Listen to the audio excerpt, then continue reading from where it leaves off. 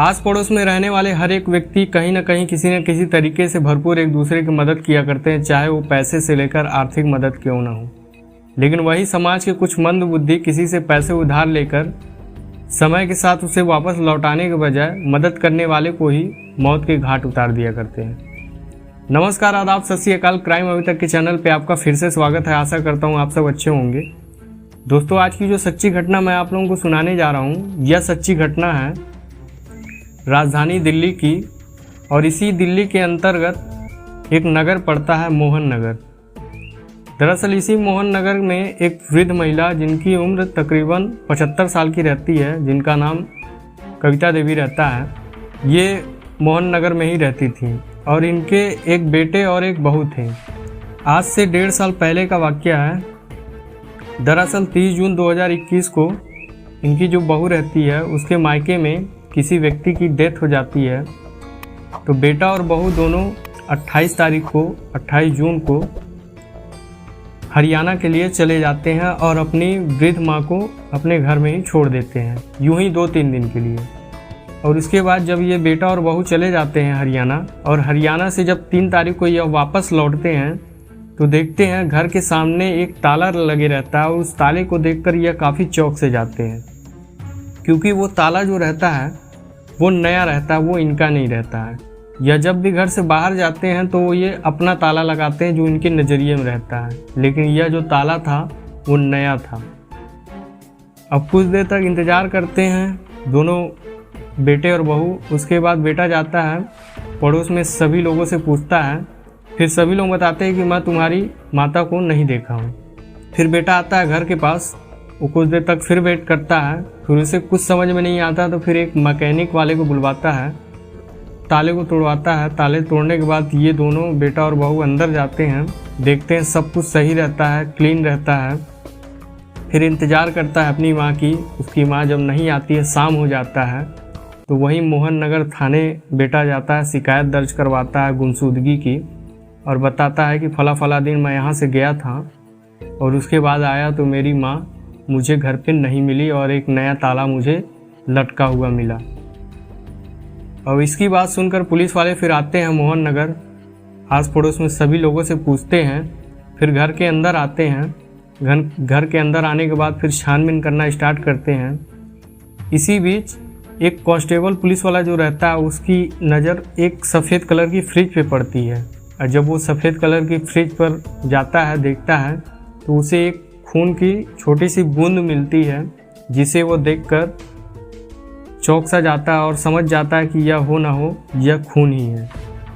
और फिर अपने सीनियर अधिकारी को बुलाता है, फिर कहता है कि यह ब्लड है मेरे नज़रिए में। फिर सीनियर अधिकारी भी देखता है तो बोलता है कि हाँ, ये ब्लड ही है।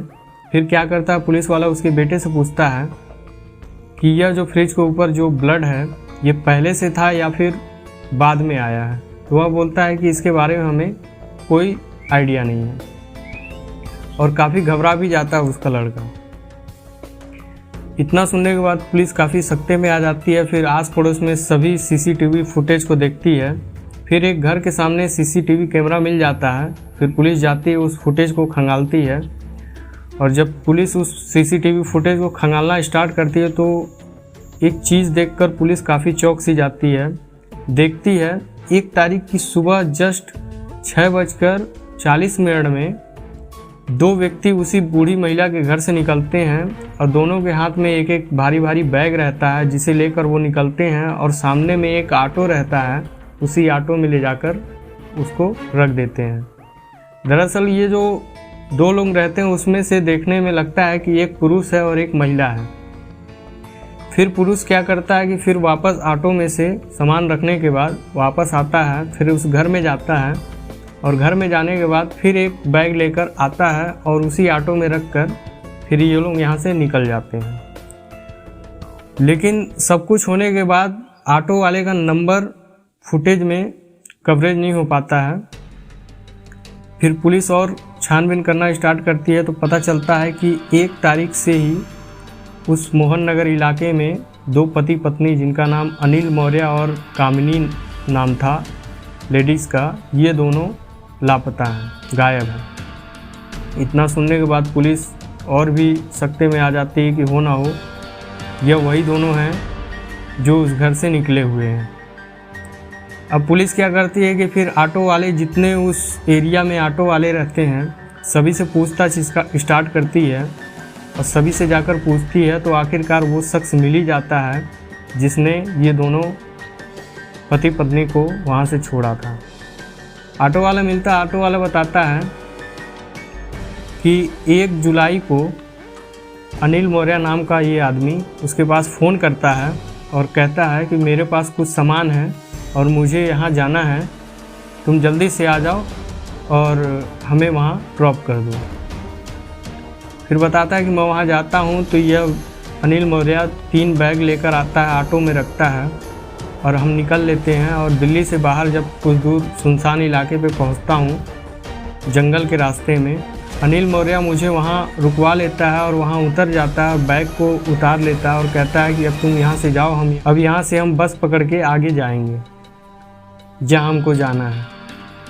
फिर ऑटो वाला बताता है कि मैं वहाँ से फिर वापस आ जाता हूँ। अब पुलिस क्या करती है कि ऑटो वाले से अनिल मौर्य का नंबर ले लेती है और सर्विलांस में डाल देती है, ट्रैकिंग में। तो इसका जो नंबर रहता है वो उत्तराखंड के रानीखेत में बताता है। अब पुलिस अपनी पूरी टीम इकट्ठा करके उत्तराखंड के रानीखेत पहुंचती है।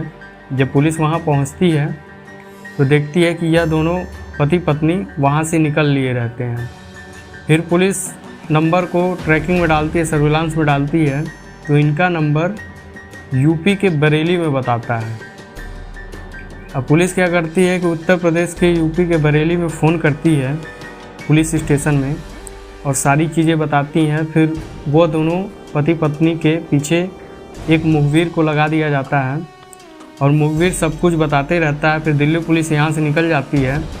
फिर मुखबिर के साथ वो दोनों पति पत्नी को धर दबोचती है और पुलिस फिर दिल्ली ले आती है, अपने कस्टडी में ले आती है। फिर अनिल मौर्य से पूछताछ करती है तो अनिल मौर्य फिर इधर उधर की बातें बताता है, साफ कुछ नहीं बताता।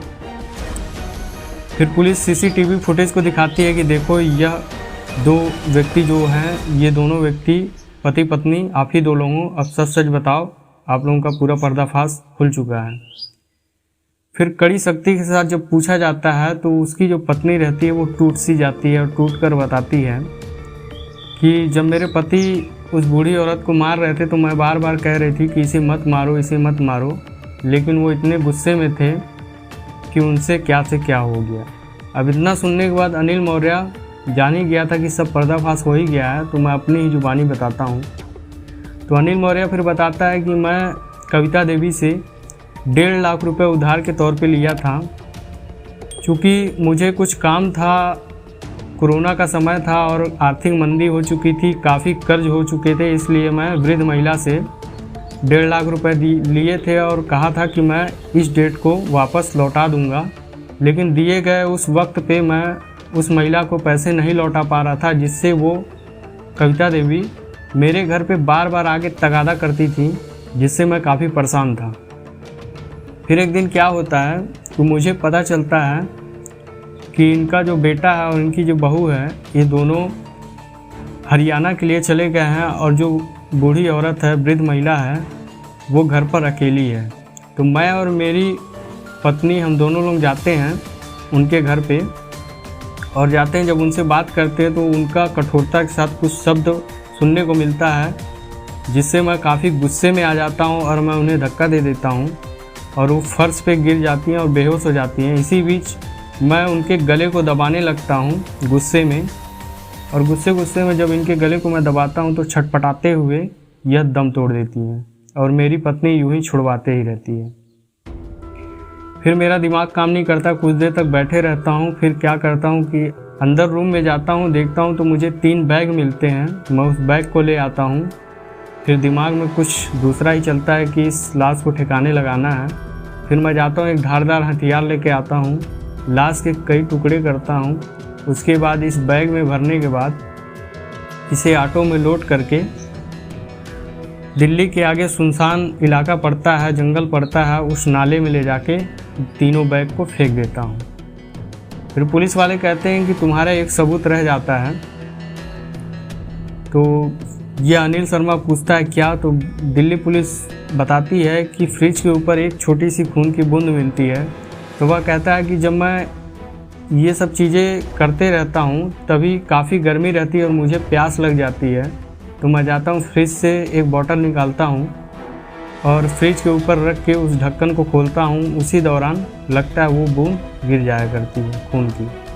फिर मैं सभी जगह पूरी एरिया को क्लीन करता हूँ, सभी को साफ़ करता हूँ, लेकिन मैं उस फ्रिज के ऊपर के बूंद को, खून के बूंद को साफ़ करना भूल जाता हूँ। इतना सुनने के बाद दिल्ली पुलिस क्या करती है, दोनों पति पत्नी को हत्या के अलावा अन्य कई धाराएं लगाकर हमेशा के लिए जेल की सलाखों में डाल देती है। आज भी वो जेल की सलाखों में ही सड़ रहे हैं।